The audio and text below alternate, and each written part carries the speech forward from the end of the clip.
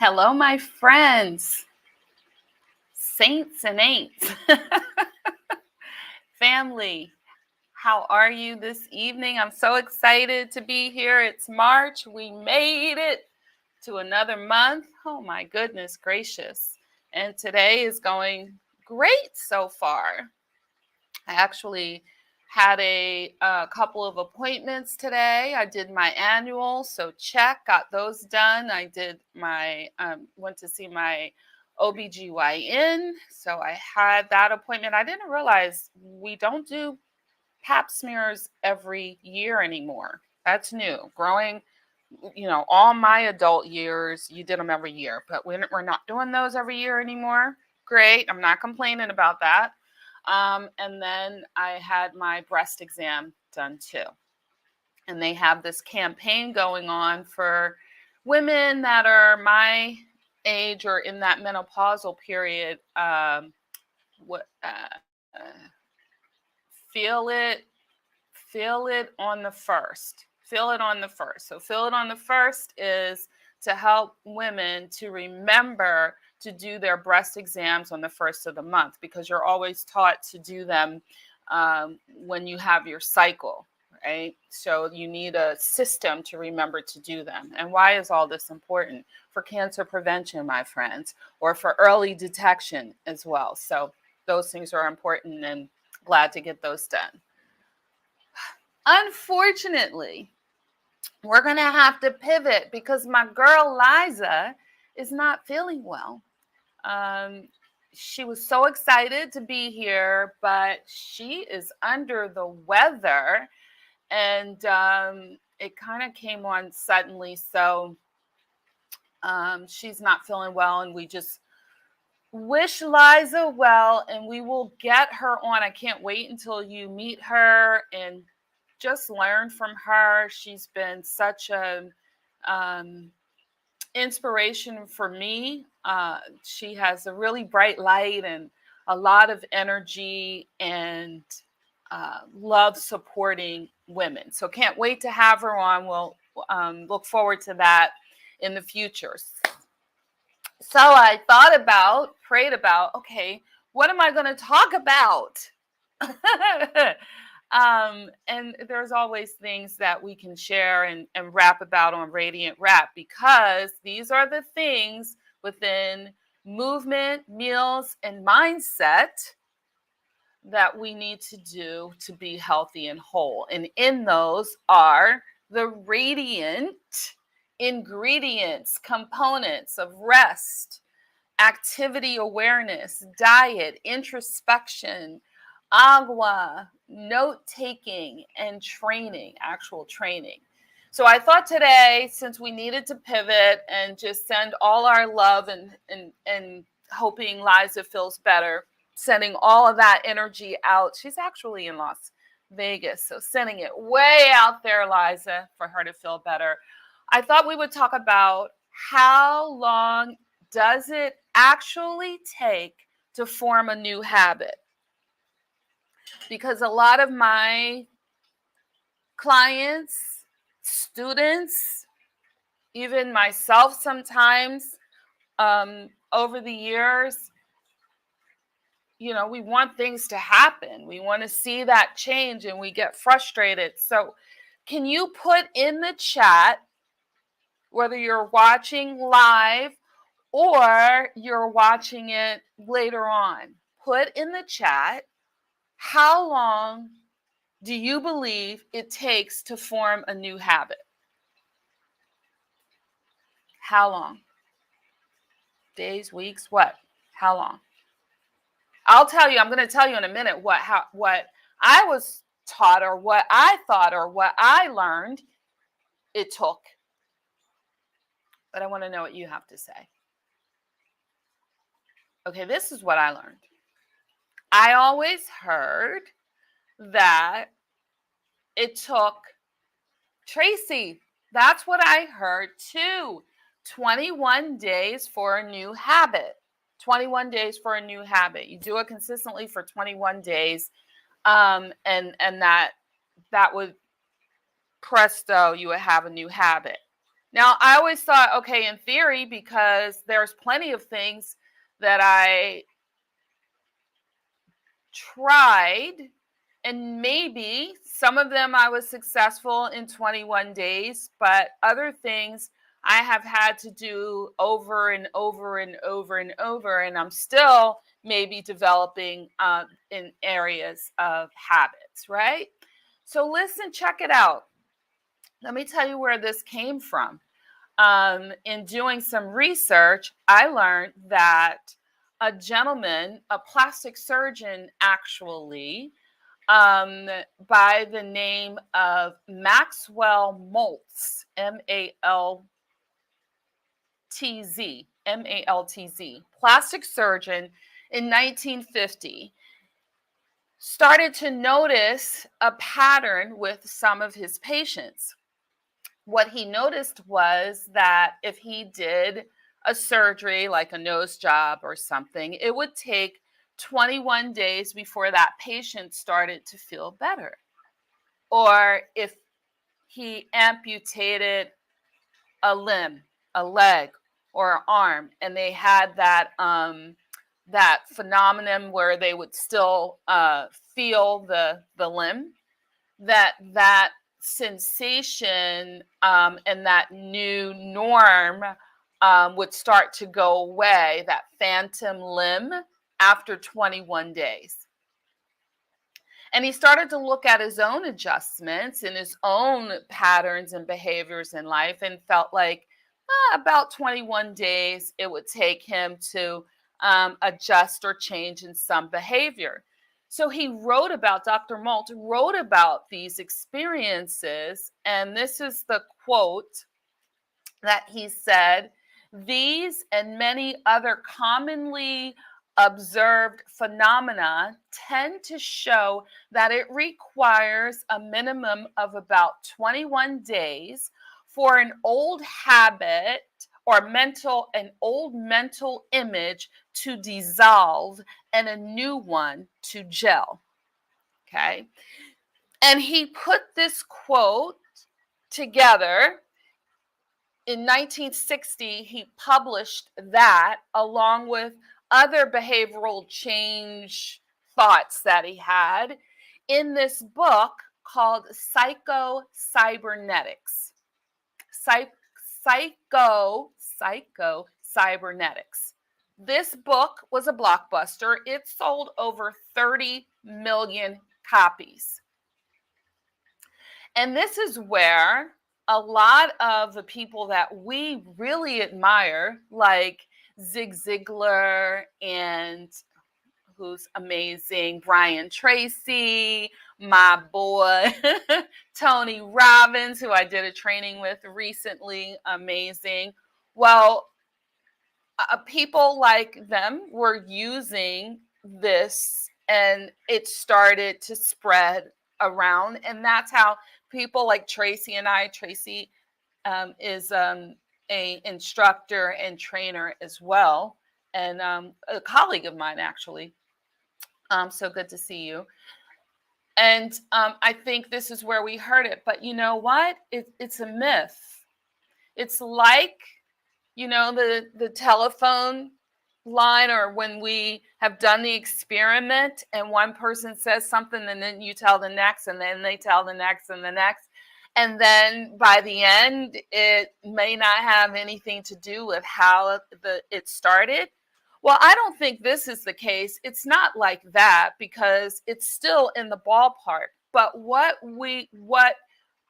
happened is that quote became something that left out the word minimum, because it said in his quote, Dr. Maltz's quote said, it requires a minimum of 21 days. Okay. So there was another study done. In this other study, they did all types of habits or changes that people wanted to make. Could have been drinking water every day, all kind, whatever the change was. And they did the study for 12 weeks. And they found that it took an average of 2 months before a new behavior becomes automatic. And it was precisely, the average was 66 days. And they also found that it depended on the person, it depended on the behavior, and it depended on the circumstances. And that pretty much kind of fits like me. Like for years, I was addicted to nicotine. I don't know though. I can't say that. Yeah, I went a really long time during the period that I had my kids without smoking, and then I picked it up, and it took me a whole nother starting over again. And I did feel each of those times after I got over the 21 day that I would be okay. But even now that it's been almost 25 years, not quite, hasn't been, I think 2000 was around the last time, right? But Lord, please don't let me ever pick up one, because I just wouldn't want to go back there, and I don't even want to attempt anything, right? So even after all that, I'm not too arrogant to say. So I'm diverting, but what I want to emphasize is that what they found in the study, that it was anywhere between 18 days and 254 days. That's what they found in this particular study that they did.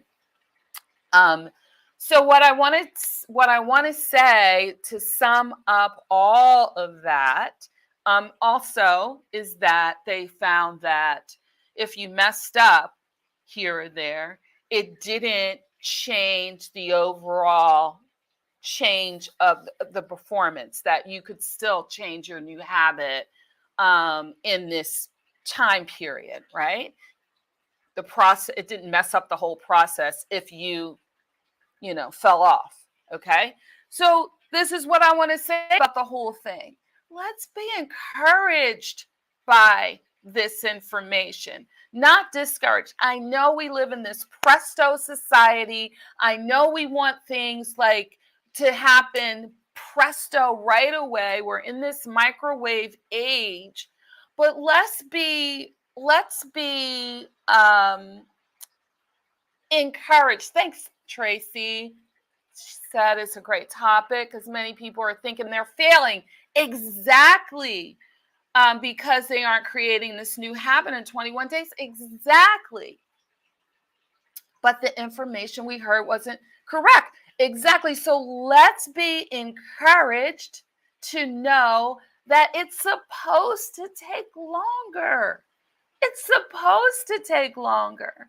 And then number two, let's be encouraged to that we don't have to be perfect, that we can mess up. And that's where I find that a lot of times we get so discouraged because we were so gun-ho in the beginning, so enthusiastic, and then it's not, we lose that enthusiasm, right? We getting up at 6 o'clock every morning. I'm going to that class. I see it all the time. My new people that come into my class, even my virtual ones, they are so on it in the beginning. And then guess what? Life happens and they fall off, and then they feel like I failed.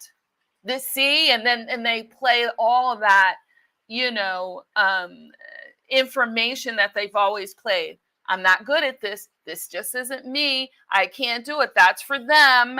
These are some of my stories that I have to fight against too sometimes, and not comparing myself to someone else with some of the goals that I'm accomplishing. My journey is a little different. And in some areas, because maybe I got more junk, that I have to deal with, in that particular area, it's taken me a longer time. But I understand that I don't have to be perfect, that it is and it can take longer. And the number three, is to embrace the process. Like Tracy was saying, let's embrace the process. This is a process. it's a marathon. It's not a sprint. So let's enjoy the process and experience life as we're doing it. And then I think it might have been the author that wrote, I think it might have been James Clear, who wrote about the Dr. Maltz. It was either him that said it, or thanks, Mike. How you doing? It was either him that said it, or it was Dr. Maltz himself that said it. What he said was, the only way to get to day 500 is to start at day 1. So whether it takes us 2 months, 66 days, or it takes us 2 years, or in some things that I have, God has allowed me to experience and accomplish, it's taken me longer than that. Years of growth, of undoing like just mental crap that I had to grow and learn, and God has blessed me during the whole process. So whatever it is that you're working toward, whether it's to lose weight or whether it's to go to school, to get that degree, maybe you put it down for a while, or write a book. Oh, that's one of mine. I'm just putting it out there. I don't mind sharing with you, and that is one of mine. But we don't have to consider ourselves failures, right? And Tracy, you said it makes you think of learning an instrument. You can't learn it in 21 days. No, you cannot. It will take practice, and it may be bumpy at times, but keep encouraging and don't quit. Yes, Tracy's a yoga instructor. How long did it take you to be a yoga instructor? And how comfortable are you, if you don't mind me sharing this? We're both national trainers for the Silver Sneakers program, the virtual program. Tracy got hired maybe a month ago. How comfortable are you right now going online, working with all of that equipment and getting your space set up and being on time and sharing the messages? And it's a huge learning curve. And I know for me, when I started, it took me more than 21 days, that's for darn sure, before I felt comfortable. And like even being in a space like this and speaking on Facebook, and then something happening where my guest is sick and can't show up. If this had happened a year ago, I don't know. I'd be a mess. But a couple weeks ago, I shared, and I've been doing this every single week, and it just wasn't a great week. I don't know what happened that week. Some weeks just aren't. Oh, one time I shared recently, I started coughing, and that was oh my gosh. Okay, I'm digressing. I said my points. I'm going, but yeah, those are the 3 points. Let's be encouraged. It's supposed to take longer than 21 days. That's a myth. And we don't have to do it perfectly. We do not. Let's embrace the journey and the process. Love you. There's not a thing that you can do about it. You, my friend, have greatness inside of you, and I believe in you. Bye for now.